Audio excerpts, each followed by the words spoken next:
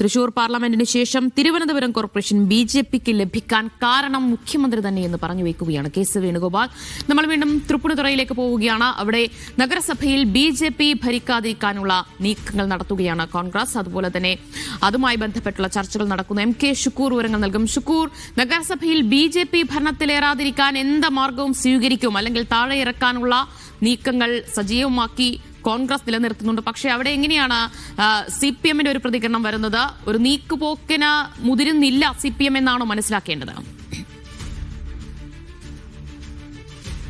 ദിവ്യ, തൃപ്പൂണിത്തുറ നഗരസഭയിൽ 53 സീറ്റുകളാണുള്ളത്.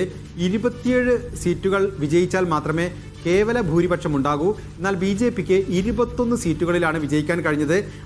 അവരാണ് ഏറ്റവും വലിയ ഒറ്റക്കക്ഷി. തൊട്ടുപിറകിലുള്ളത് CPM ആണ്. 20 സീറ്റുകളിൽ CPM വിജയിച്ചിട്ടുണ്ട്. കഴിഞ്ഞ തവണ CPM ആണ് ഭരണം നടത്തിയിരുന്നത്. BJPയേക്കാൾ ഒരു സീറ്റ് കുറവുള്ള CPM-നെ പിന്തുണച്ച് വേണമെങ്കിൽ BJPയെ അധികാരത്തിൽ നിന്ന് മാറ്റി നിർത്താം എന്ന ഒരു നിലപാടാണ് കോൺഗ്രസിനുള്ളത്.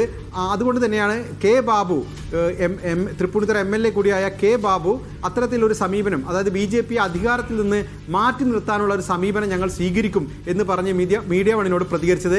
എന്നാൽ ഇത് സംബന്ധിച്ച ഒരു നിലപാട് എന്താണ് എന്ന് CPM-നോട് നമ്മൾ ആരാഞ്ഞു. CPM ജില്ലാ സെക്രട്ടറി S. സതീഷ് ഇതിനോട് പോസിറ്റീവായല്ല പ്രതികരിച്ചത്. അദ്ദേഹം പറഞ്ഞത്, തൃപ്പൂണിത്തുറയിൽ CPM-നെ തോൽപ്പിക്കാൻ BJPയും കോൺഗ്രസും ധാരണയിൽ പ്രവർത്തിച്ചു എന്നാണ് ഞങ്ങൾ മനസ്സിലാക്കുന്നത്. സൂക്ഷ്മമായ പരിശോധന അക്കാര്യത്തിൽ ആവശ്യമുണ്ട്.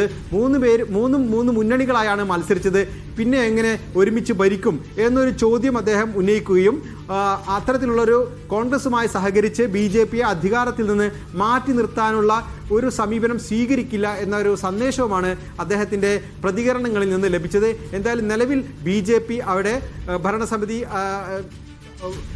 രൂപീകരിക്കാനുള്ള ഒരു ശ്രമം ആരംഭിച്ചു കഴിഞ്ഞു. BJPയുടെ ജില്ലാ നേതാക്കളും ഒപ്പം തന്നെ സംസ്ഥാന ജനറൽ സെക്രട്ടറി സുരേഷ് അടക്കമുള്ളവരുടെ നേതൃത്വത്തിൽ ഒരു യോഗം ഇന്ന് എറണാകുളത്ത് ചേരുന്നുണ്ട്. വൈകുന്നേരത്തോടുകൂടി അവരുടെ ചെയർമാൻ സ്ഥാനാർത്ഥിയെ അവർ തീരുമാനിക്കുമെന്നാണ് അറിയിച്ചിട്ടുള്ളത്.